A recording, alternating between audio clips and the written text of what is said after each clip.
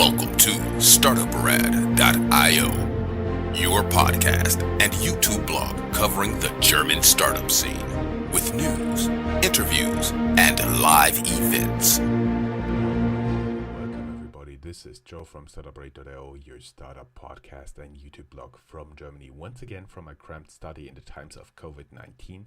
This is recorded on the 14th of April, so we are still in partially lockdown here in Germany, but nonetheless I got Swen to join me and introduce you guys to his new venture. Hey Swen, how you doing? Good morning, Joe. Hey, thanks for having me here today. I'm doing really well. As you just mentioned, it's COVID. There's an outbreak happening. I self-quarantined myself and my family for 3 weeks as a precautionary measure. But when I look outside, sometimes it seems there isn't even COVID-19. Yeah, some people take it very seriously, some people just ignore it, but nonetheless, I do believe we got off pretty well. That said, let's talk a little bit about you. Who are you? What did you do? And why are you here in this interview? Sure, definitely. Yeah, so like you mentioned, I'm Swen Wegner. I'm the founder and CEO of Mainstage Incubator. Before I get to Mainstage Incubator, I will let you know a bit about myself.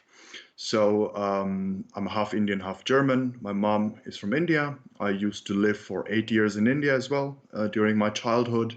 Came back to Europe, and basically my sales journey started there. I have around 8+ years experience in sales, including enterprise sales, startup sales, worked with big companies, big corporations with 10,000 plus employees, down to startups between when I started there was around 35 employees. So I've seen it all when it comes to sales. I would be curious because you're half Indian, half German. What does it mean for you? Where you can take advantages, disadvantages, and where did you live in India? Good question. Perfect. So I'll go to the second question. I lived in South India in a beautiful state called Kerala, and in India, Kerala is known as the God's own country because of the tropical climates, because of the backwaters, the beautiful beaches, the houseboats, and so on. I think the advantages are because I was born in Germany, I was here until I was 10 years old, and then went to India. I kind of got to know both the cultures, both positive aspects and both negative. And the beautiful part about that was I could pick and choose on what I'd like to take on board, and I could ignore what I didn't want to take on board. So, what I kind of at the early days started to implement is the IST, which is the Indian stretchable time, not the Indian standard time.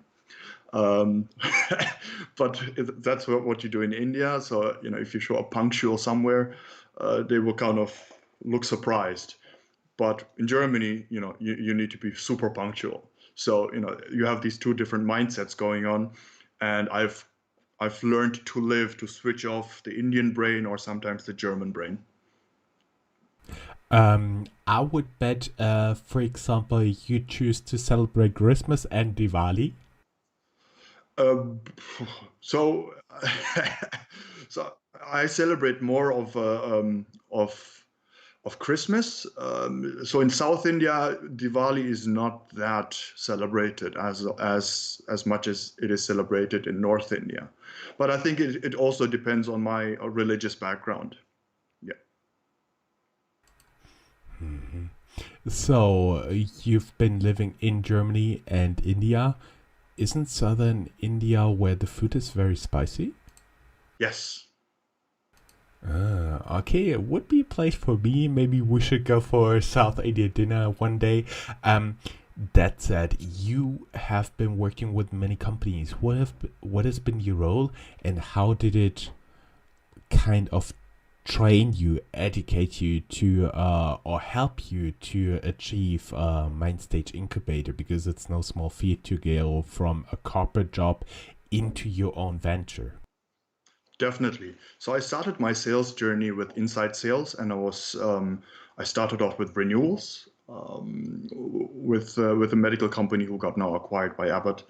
Then I kind of ventured throughout inside sales, so from lead generation down to closing. I helped another company build an inside sales team as well. We then were 3 to 4 inside sales reps or account managers looking after different territories. Then the Brexit vote came, and I decided in November, okay, I'm going to leave the UK and I'll go back to Germany. So back then I worked as an account executive, kind of it was a hybrid role between inside sales and outside sales for the DACH market in Germany. We may add DACH means the German-speaking area for D, Deutschland, or Austria, and CH, Switzerland, which DACH in German means roof. Sorry to interrupt you, but we want to make it as understandable as possible. Go ahead. Yeah, definitely. So, I worked for around 2.5 years there. I got to know different aspects. I knew that German customers is not equal to Swiss customers or is not equal to Austrian customers. So I kind of saw the cultural gap and how people like to perceive sales and different business values on different perspectives. And again, in that company, I worked with enterprise clients, large companies down to small companies as well. After that company got acquired by a huge giant, and that giant decided there will no longer be any salespeople. It'll be a pure partner business.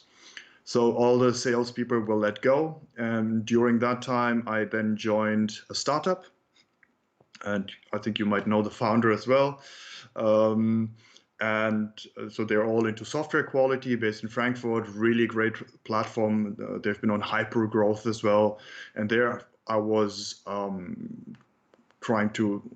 was generating business, getting some new exposure, joined as a sales executive, and then after a few months stepped up to sales director. Then onboarded two more salespeople, and then we were together hitting the European market. So after getting that experience, at some point, I thought, hey, I think last year alone I traveled. I think I had around 35 to 40 flights on my bag. I was traveling nonstop. I wasn't there at home so much. So I wanted to reflect to myself and say, hey, there's something more. Even though I like what I do, I like that startup, I like the product, I really want to be more at home, be flexible, and spend some time with my family. Now, I'm not the youngest, as you can see. Like, you have more hair than I do. That is very rare that an interview partner tells me that.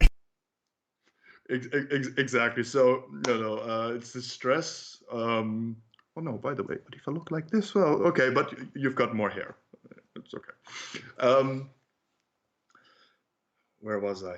Yes, I decided, hey, let's go to the route as an entrepreneur and use my heritage, my background to add value to the startup ecosystem. Because another thing I was really, really disappointed on was a lot of startups who are in Frankfurt are not being recognized or not being accepted by the corporates around. And you might hear that a lot from other people. So if this is happening in Frankfurt, this could happen anywhere in the world, right? In let's say in developing startup ecosystems. And so, my co-founder and I, Debashish Chakraborty, we then reflected back in November saying, hey, let's do this. Let's try this with India.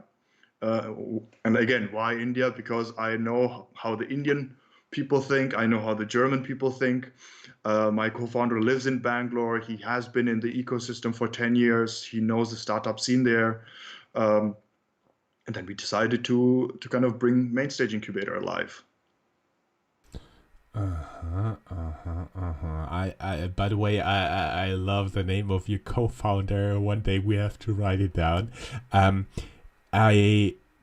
do do understand that you actually help startups from India to come over, but we'll get into that soon. I may add that Frankfurt has been quite late in responding to Startup Wave. One of the main reasons is I was also a little bit too young for that, but startups have been burned, the term startup technology companies, with the Neue Markt, which was usually part of the dot-com boom 2002 going down, and it went from very lofty highs into almost nothing, and almost all of the companies went bust. The same as in the US, but in Germany it retained a stigma, especially here in Frankfurt, because many people got burned there, and so they've been a bit late with the start. Hopefully we'll do something to catch up pretty soon.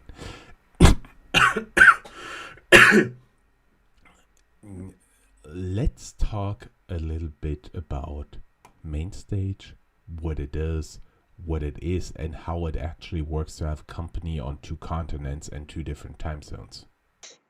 Oh, definitely.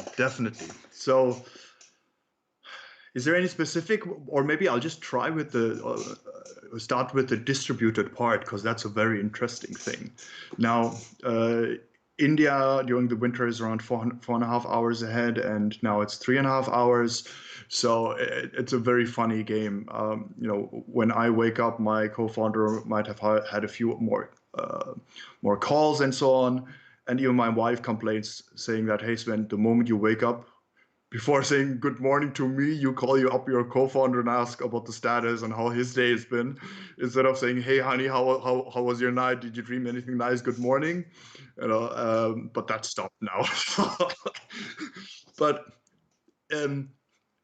it is a funny change. But hey, in today's world, we're all distributed. It's all digital. It's all very agile, how we're working. So at points it's tricky. So at our 10 a.m. is his lunchtime.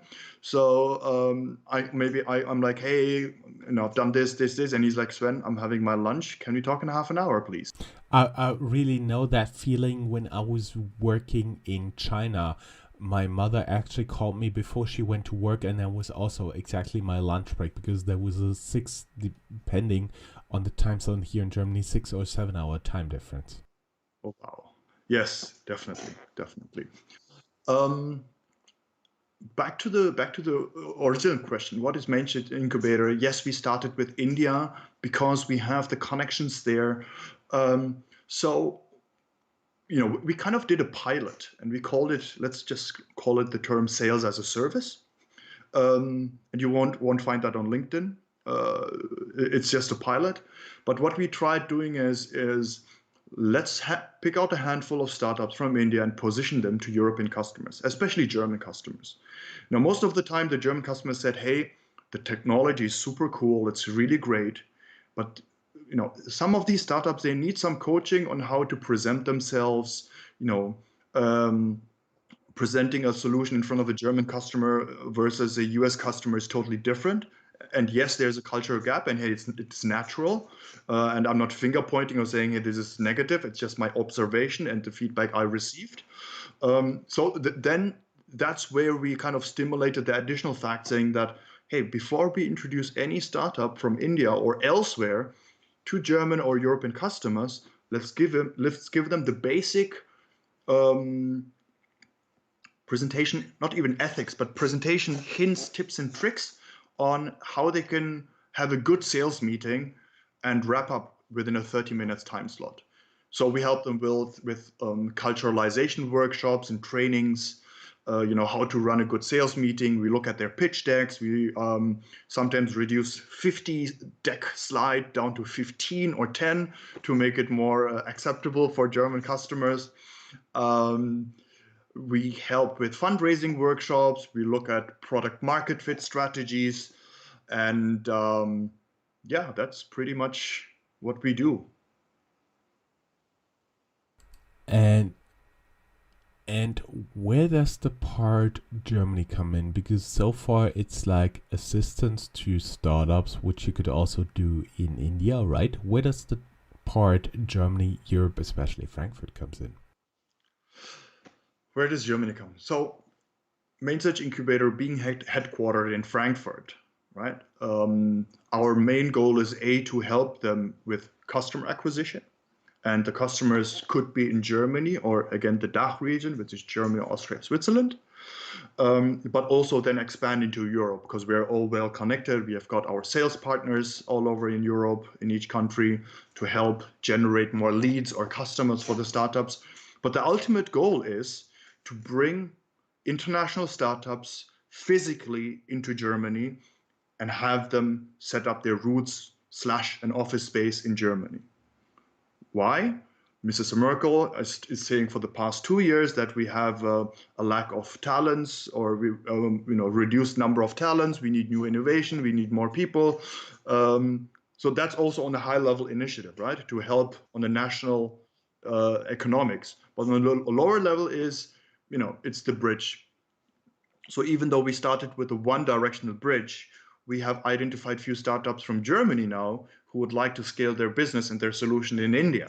So now what we're doing is we're creating a bi-directional bridge for startups to jump between Germany and India and Germany. But that's not only it. Now, even though we've been talking about India so far, India, but over the course since November until now, we have onboarded or we signed a partnership agreement with Argentina, with Colombia, with Japan, with Nepal, Bangladesh, Sri Lanka, so even USA now. So a bunch of more countries or people are reaching out to us asking, hey, Sven, what you guys are doing is really great. Can we be part of this? I see, and you almost answered my question, because the next question I would have had would be, are you open to startups from other countries? And I would just expand a little bit the question, are you open to startups from countries with whose governments you don't have a contract yet, say for example Mexico, Canada? Oh yeah, definitely. Always open for that. We are open to work with those startups. And in fact, so in India, there's this terminology called tier 2, tier 3 cities, which are not the main headquartered cities like Frankfurt, Berlin, but somewhere in the outskirts, and the more neglected cities. Same you can see in Mexico, in Canada, and even in Colombia or Argentina. And that's a good example. A lot of the whole startup scene is in Buenos Aires, but then our contacts there said that, hey, Sven, there's so many startups in the tier 2, tier 3 cities. Why don't you have a talk with them? So we're currently talking with them as well. And most of the time, and hey guys, I'm not telling this to defame you or say negative feedback, but it's just my observation. But a lot of the startups in the big cities, they're creating a feature on an existing product which already solves a problem. But if you go out from those main hubs into the tier 2, tier 3 cities, they're actually inventing a solution to solve a problem and not just build a feature on top. That is the main difference. That is also something I'm seeing here in Germany, especially the guys from technical universities, for example, around here, Darmstadt, Karlsruhe, for example, they're very good in that. Yeah, definitely. And now how do we work with different countries, with different cultures?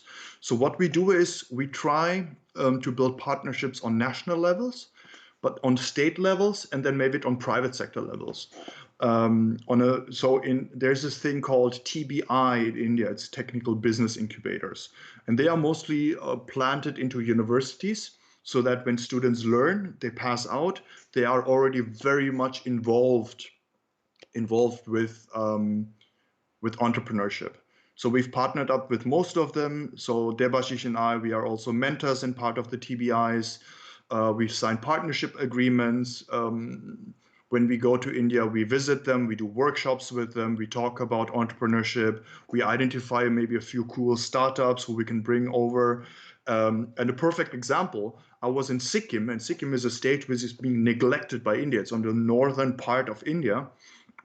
I was there. I went to a TBI called the AIC SMU TBI, which is a Sikkim Manipal University Technical Business Incubator. And we identified a startup called Untapped, and those were two bright students who passed out from university and created a really cool solution based on the problems they faced in the hills. And the problem was no network coverage. So what did they come up with? They came up with a solution which enables offline car-to-car communication with a 10 kilometers range. So now, and they're now going into MVP. They're rolling it out, but now you don't need cellular networks. If your car breaks down, the offline communication module will communicate to the next ADAC or road assistance. So pretty cool. And these guys, we identified them in one of the TBIs. But what we also did now is we signed up a partnership on the national level with ASAR.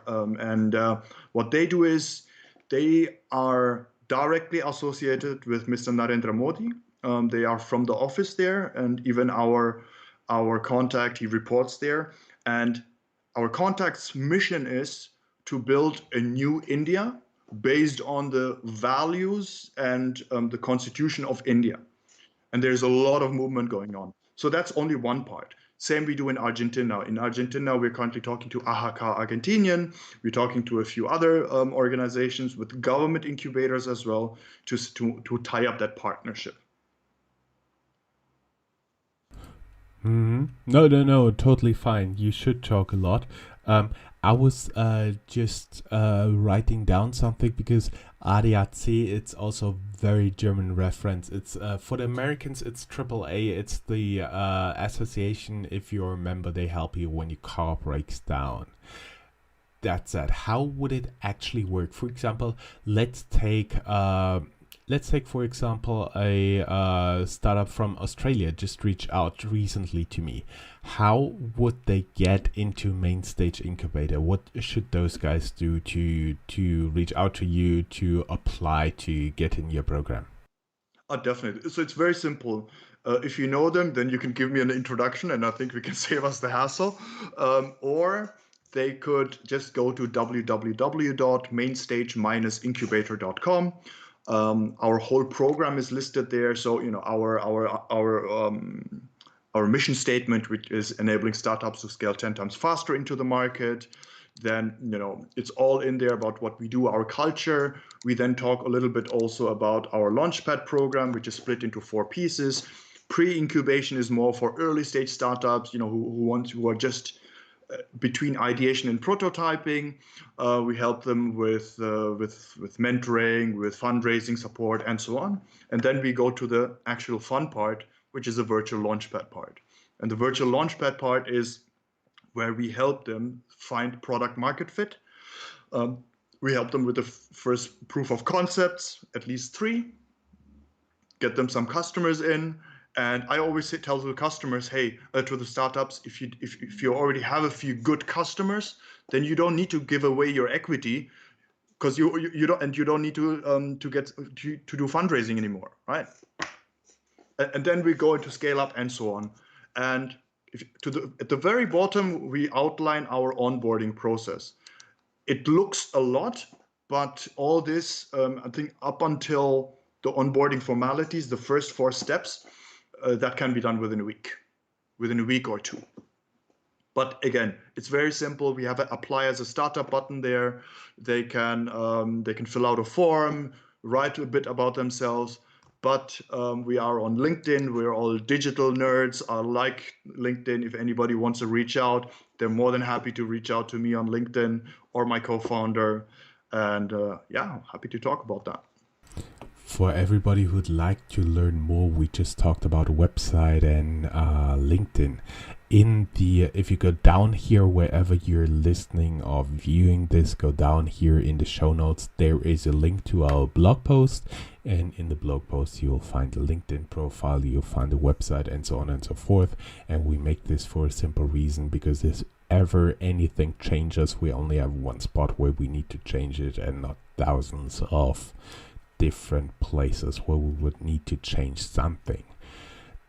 That said, what are you looking for in terms of industry, in terms of technology for startups? Because I would assume you're looking for digital scalable startups, right? Depends. And I don't know. I think there's some telepathic communication going on between our brains, even though you're 20 kilometers away. I knew you would ask this question, and interesting. um, so even though we focus on digital startups or tech startups, we do not want to neglect the non-tech startups. And under non-tech startups are those startups who either might provide Ayurvedic wellness services. They could be providing a sustainable supply chain. And a good example for that is, back to Sikkim, there is one startup who help 900 women farmers aggregate their produce. And we help that startup matchmake with corporates or their end customers. And thus we're creating a sustainable supply chain. The scenario before was that all these 900 farmers, they used to give it to one distributor. They got a very, very bad daily wage. And this distributor gives it to another middleman, another. And what we did with the startup is we cut out the middlemen. And I'm sure that the people who are listening to this and who are in the current traditional supply chain process, they're not going to like me for saying this, but this is how we help the non-tech startups or the creating a sustainable supply chain. But yes, our main focus is on digital, but we do not say no for non-tech startups. And I do believe cutting out middleman is something digitalization almost necessarily does. I'm not too sure if we get at one point to a place where we have one platform where or several platforms where all the producers and all the potential clients meet, but I do believe we'll get down like to 20%, 10% of the middlemen we do have right now in all types of reselling, resales, wholesales, whatever product is out there. That's my belief. As we said at the beginning, we're still in partial lockdown here in Germany at the time of this recording, and teasing you a little bit just to get over 30 minutes for this interview, because right now COVID-19 is still raging around us. It's touching India, it's getting bigger and bigger in the United States, especially New York. And what is your current impression on how this is unfolding, and what, as like a speaker for startups, would you wish for from any or all governments to do to support startups? So here's the thing, and yes, it's been 3 weeks since I'm here, and I've been on a lot of webinars. A lot of people are saying, yeah, there's Corona, COVID, business is not going on, and I'm in the same boat. And everybody has got their right of expression, but I always say that don't take COVID or Corona as an excuse. Now is actually the best time to revisit all the processes you have, all the leads who might have not contacted you, and start reaching out to them. Start reaching out on LinkedIn. Start doing some homework. I don't know. Check out the software quality of your solutions. And I know I might be promoting the startup I used to work before, but this is the right time to do this because you don't have any pressure from anybody. Yes, you might have employees, who are sitting idle at home, but there are solutions for that as well. But my ask for for the government is, hey, let's support the startups in the region in a uniform manner. It can't be that NRW is doing one scheme, Berlin is doing another scheme, Hessen is doing another scheme, Bavaria is doing something else. It kind of creates friction. Maybe and I don't know, this is my observation, and I hope I'm not going to get in trouble for this, but maybe the German government is planning to create competition between the states, but it shouldn't be like that. I think all startups all over Germany, should have a unified support vision on how to get this further, right? Same in India, like, we are actually having a very luxurious life during Corona because we can still go out, we can mingle. If you if you saw the news for Easter news, people were chilling in the parks, having barbecues and picnics. But if you look at the lockdown situation in India, my co-founder, he's locked inside. He gets his food delivered because only a few people are out there, and the police do arrest people if they don't go according to the lockdown rules. So we're having it good. But again, I think today Mr. Modi has addressed the nation. I haven't checked the feed yet. I will have to check that. But one advice or an observation I can say to all the startups in the region: this crisis will get over. But the whole thing is focus and don't lose your focus. And this is what I tell our startups as well who are in our portfolio. Personally, I always recommend doing some scenario modeling. Scenario 1 should be it goes all up like nothing ever happened. Scenario number 2, it takes a while to get up to former levels again and then grow again. And scenario number 3 is it won't get as good as it used to be before within this year. And that's something every CEO, every founder should have in the back of his or her mind. And they should prepare at least a plan accordingly, because nothing is as bad as if something just hits you and then you need to think, because if you're thinking under pressure, under time pressure, under money pressure, you'll most likely forget some important stuff. And that is the time you can do some scenario planning. And keep in mind, you should also update it. Yep, perfect. I agree, Joe. I agree. And as we said, I would like to wrap this up because we are talking for approximately 31 minutes. Admittedly, your frame jumped again for everybody who's watching this video. Really sorry about that. There's nothing I can do from my side. It's part of the ongoing much bigger internet traffic, and Skype is having to use different bandwidth, and so the resolution in my frame jumps. Really sorry about that, but the sound quality has always been pretty good. I'd like to thank you very much for the interview. Hope to get a lot of Mainstage startups here in my podcast as interview guests, as well as everybody who'd like to learn more. Go down here in the show notes.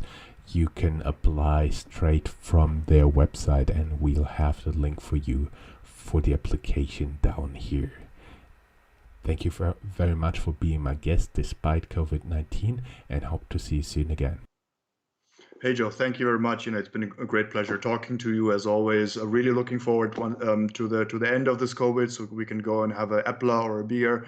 And everyone out there, stay safe. Go to Startuprad.io.